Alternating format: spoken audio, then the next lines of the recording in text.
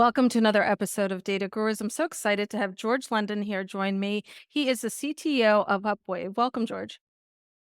It's wonderful to be here. Thank you for having me. Yeah, and it's my pleasure. I definitely like the vibe you have today. It's a California vibe, maybe. I don't know if that's appropriate for me to say. It is a beautiful day in Oakland, California. There you go. There you go. Best Um, weather in the world. is it really? What's the temperature there like right now? It's on the warm side today because October is the hottest time in Oakland, but Oh, let's that's see right. what it That's actually right. is. It's okay. 88 degrees here. It's Wow. about as hot as it gets in Yeah, Oakland. that's cool. Well, listen, I want to dive in. Before we dive into kind of your role in Upwave, which very cool stuff, and we'll talk more about that. I would just love to give our listeners a little bit a sense of your background. Like, how did you get here? What I love about your story is that it's not linear. You kind of zigged and zagged, and you eventually got to Upwave and have spent time here. But yeah, please share a little bit of your background. Yeah, so I've definitely taken a number of left turns in my career, Yeah. but I'm very happy with where I've Yeah. ended up. I think the single common thread in my career has been using data to help people make better decisions, but that's taken a lot of different forms. And it's all rooted in kind of the deep curiosity I've had about the world ever since I was a kid. And I went to Yale, I studied philosophy because I was really interested in learning how the world works in general. But when it's time to graduate, it's not the easiest to get a paying job as a Yes. philosopher. So I tried to figure out what I should do next and ended up working at Bridgewater Associates, which is the world's largest hedge fund doing investment research.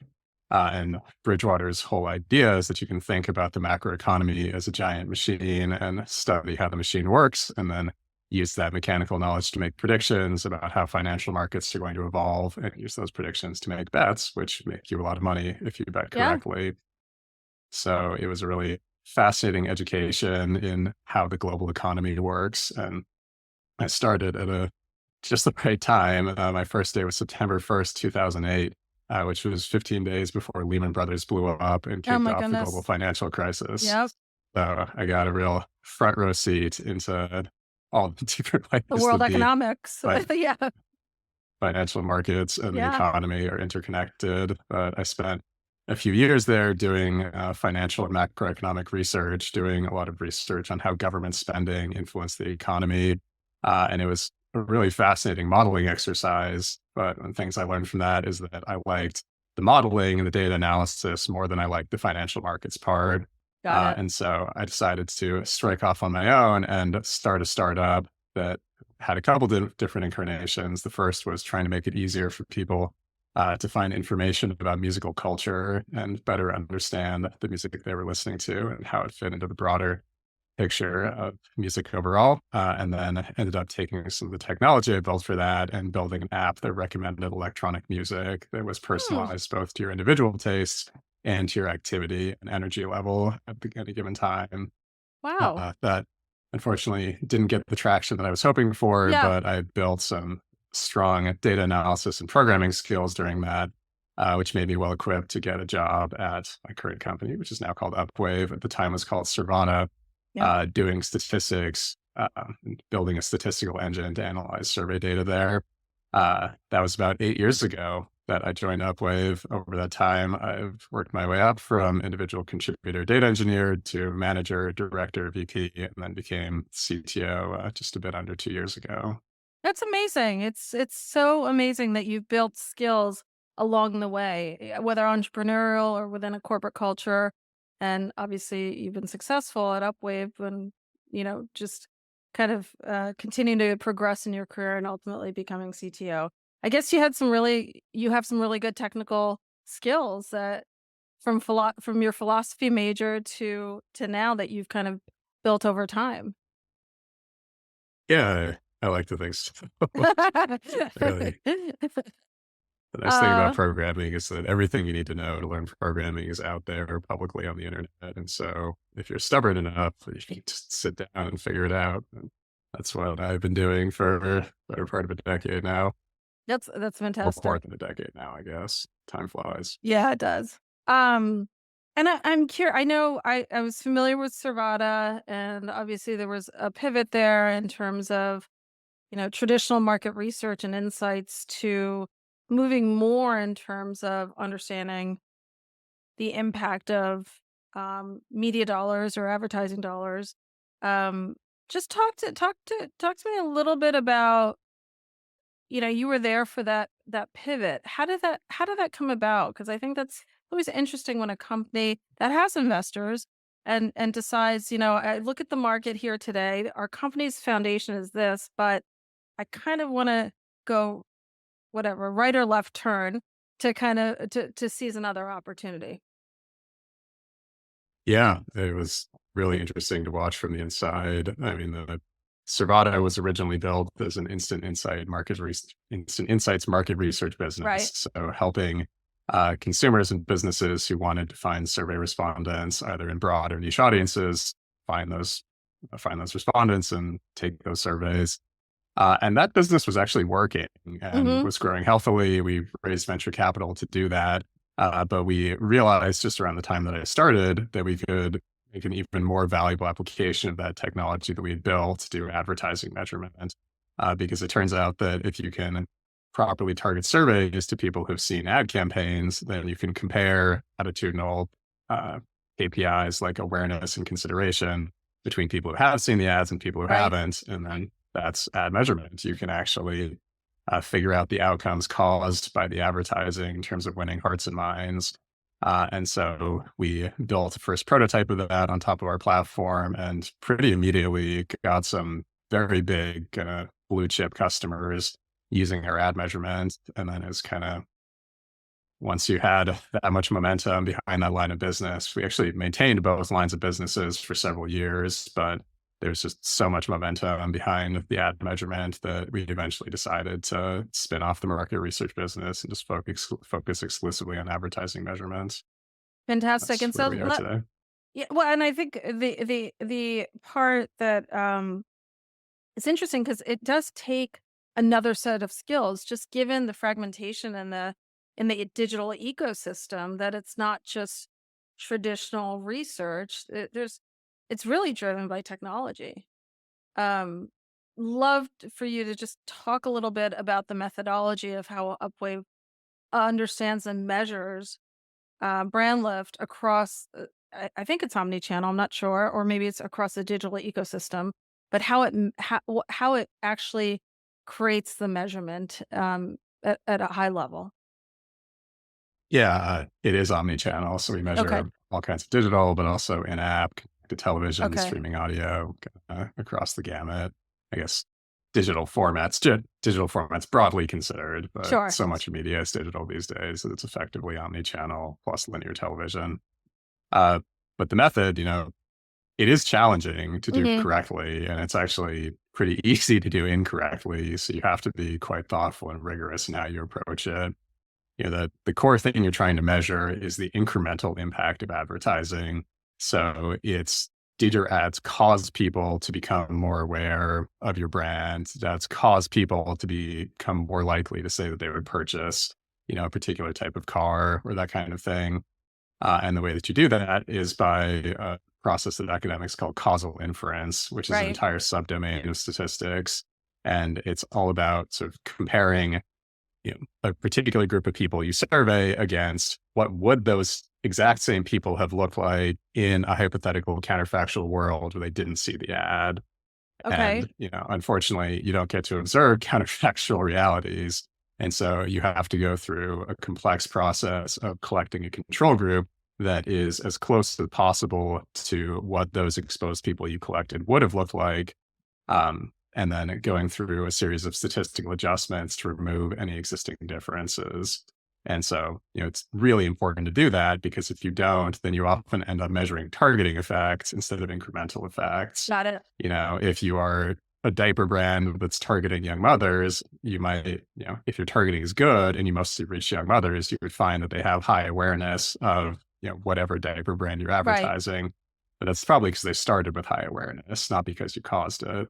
Got it. And Yeah. so, isolating that causal impact requires pretty heavy duty statistics that Upwave spent years both developing, in consultation with our data science team, which includes PhD statistician, Mhm. and then building an entire elaborate Python infrastructure to do all the statistical analysis automatically.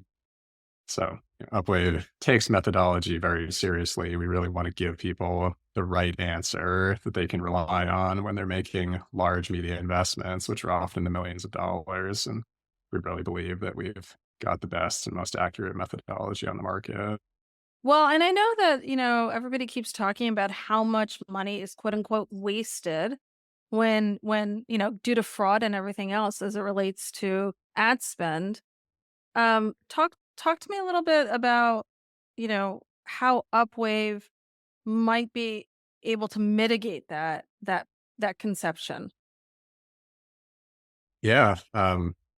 Candidly, I think there is a lot of money that is wasted in Wasted. Yeah. advertising on ad campaigns that are not getting the best return on investment. And it's typically because, a campaign is just not reaching the right audience or not Mhm. using the right channels, but it's actually a very fixable problem.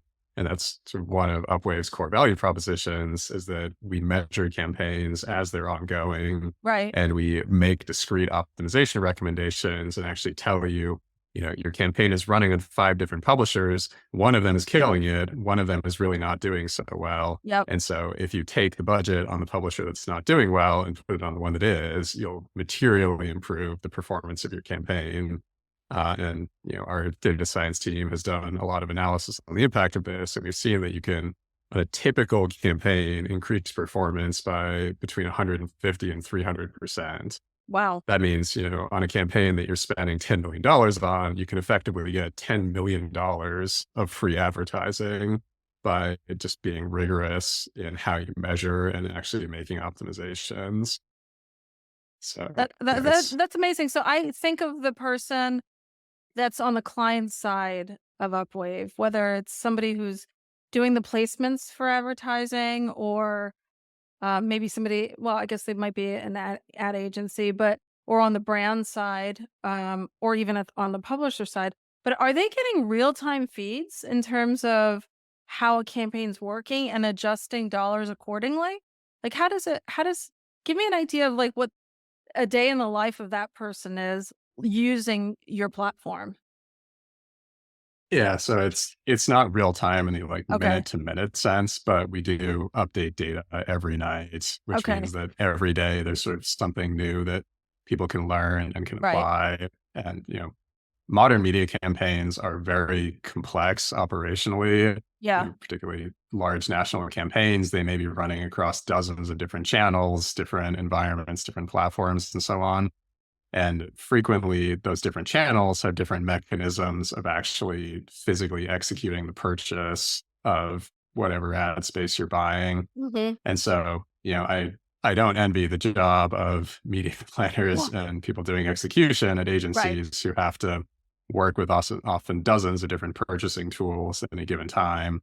But, and so there is really a broad spectrum Ugh. of how much different advertisers invest in doing optimizations and sort of being thoughtful and performance oriented around how they do brand advertising, which is where we focus.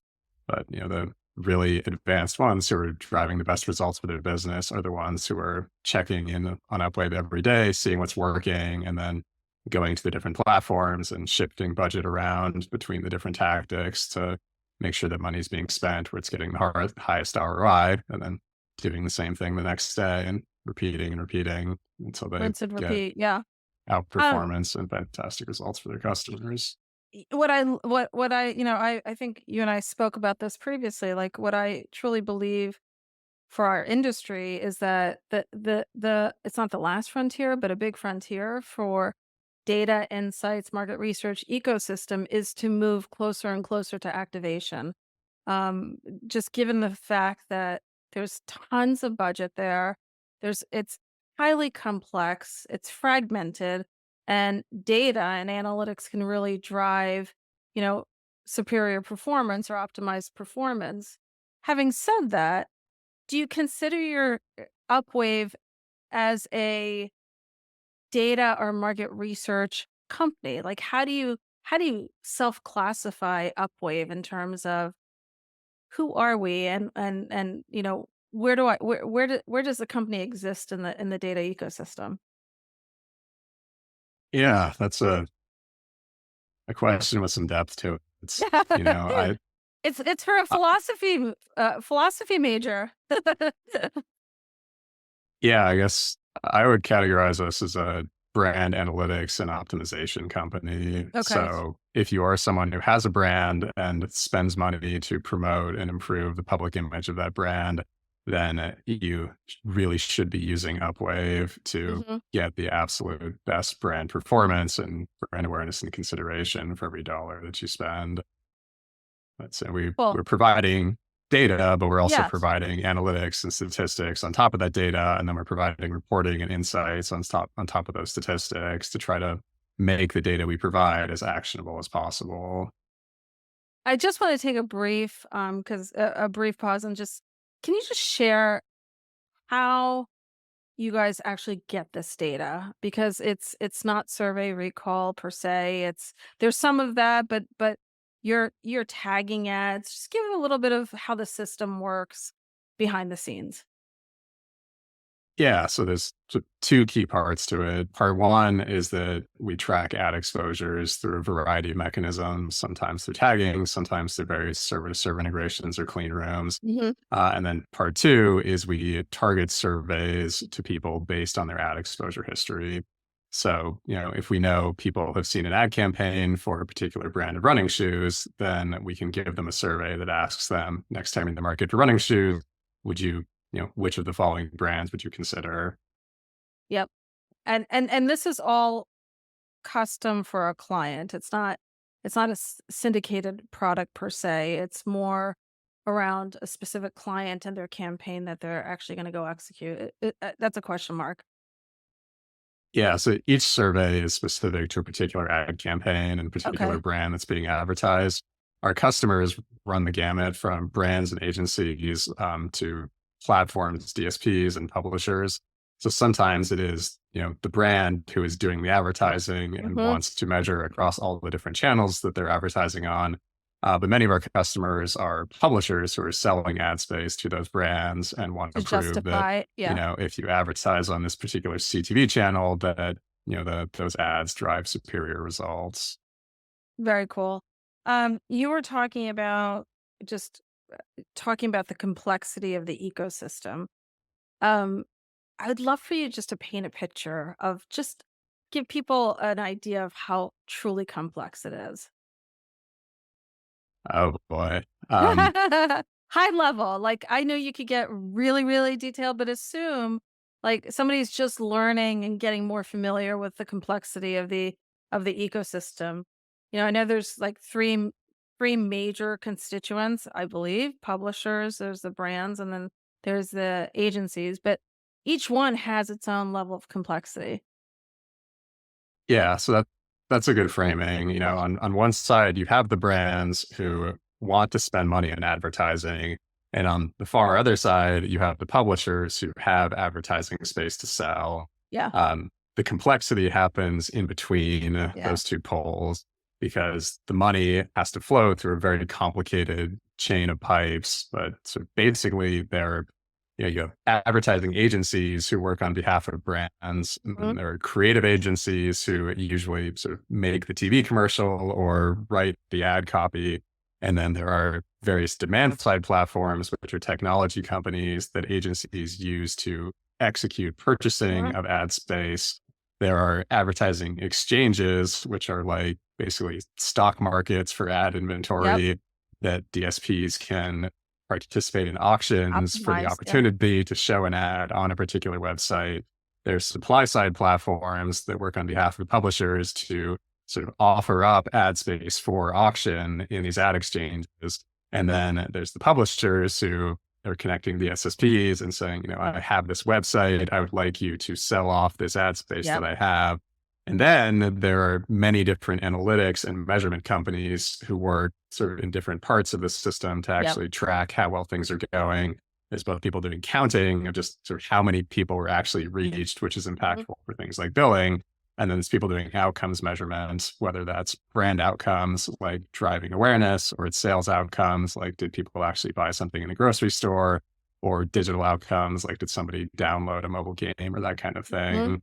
And sort of every different channel you can imagine, whether it's TV or connected TV or streaming audio or Facebook, most of them have different mechanisms for buying those ads and selling Yes. the ads. Yeah. That was really helpful. I think that at least is the tip of the iceberg to explain to listeners the complexity. I know if I remember correctly, you guys just announced a partnership with Trade Desk, or was that a while ago? We did. That was just Yeah. a few weeks ago now. That's something that we've been working on for quite a while, and it was a super exciting milestone for us. If you look at the history of brand lift measurement, which is Mhm. essentially what we do, it has historically been a sort of intensive human consulting service Yes. where you would go to a large research company and talk to humans about what your goals were. And then they would work with you to design a questionnaire line by line. And then they would go find the survey respondents and they would do the statistics by hand in Excel and make a PowerPoint, using an army of human analysts. And Yep. Upwave has been on a very long term mission to turn that entire process into a software experience, which has a lot of advantages. One is it makes it dramatically more efficient and thus cost effective. And number two is it makes it a lot easier to create a really rigorous and repeatable statistical methodology. And so the trade desk integration for us represents sort of a pinnacle of that journey because it truly is push button measurement. You That's just go to amazing. the trade desk, which Yeah. is a DSP. When you're buying your ads, you say, I want to add upweight measurement to this. You fill out a very simple web form inside of the trade desk, and then measurement just happens. Everything is done through APIs. Upwave sets everything up automatically. We collect the data automatically. We do the statistics automatically. We use generative AI to make a PowerPoint so you can still get the classic Wow. wrap report, but it's all sort of fully automatically generated without humans in the loop. That's very cool. And I'm curious, are humans consuming the data, or are there non-humans consuming the data making decisions, or is that the future? It's both at this point. Yeah. There's still the humans using the trade desk, hands on keyboard, who are sort Yeah. of looking at the reporting in the trade desk, looking at these PowerPoints. But there's also sort of performance and optimization signals that we can send directly back into the trade desk that the trade desk's own AI algorithms can use to I would start imagine, yeah. shifting budget and making better trading decisions to get better performance on campaigns. I have a personal question for you. Do you look at advertising differently since you guys have kind of pivoted to this space, and the complexity of the ecosystem and all the kind of iterations that somebody has to go through to get an ad delivered to you? Like, are you much more super aware of that? I am much more aware of it than I was before. It's not something that I ever thought in any depth about before having this job, but Hmm. it's sort of interesting coming, I mentioned earlier, I worked at Bridgewater and doing Yeah. analysis on financial markets. And there actually are some really interesting overlaps between the way financial markets work and the way ad markets work. Because as I mentioned, it's the sort of auction and ad exchange Hmm. dynamic where there's all this sort of real-time matchmaking and bidding and price discovery and pricing algorithms and optimization algorithms that have a good bit of overlap to what Wall Street Yeah. traders do. So it's It's it's fascinating to it's see it's that pattern yeah. repeated in a totally different ecosystem. It's so true. I mean, I was talking to somebody who has a data marketplace, and same kind of concept in terms of optimization and getting the right data to the right person. Maybe not as complex as the ad ecosystem, but starting to see that proliferate in terms of different areas as it relates to quote unquote, optimization of demand and supply. So Yeah. yeah. Well, George, thank you so much for joining me today. I'm truly fascinated by what you've been working on, your knowledge, and quite frankly, your curiosity to keep learning and growing. It's truly admirable. 8 years in, there's still a ton more to learn. It's still an exciting and fascinating problem every day. Well, that's a great attitude, right? Yeah, that's awesome. So, and it sounds like you're still having fun, which is fantastic. I am. Thank you so much for having me.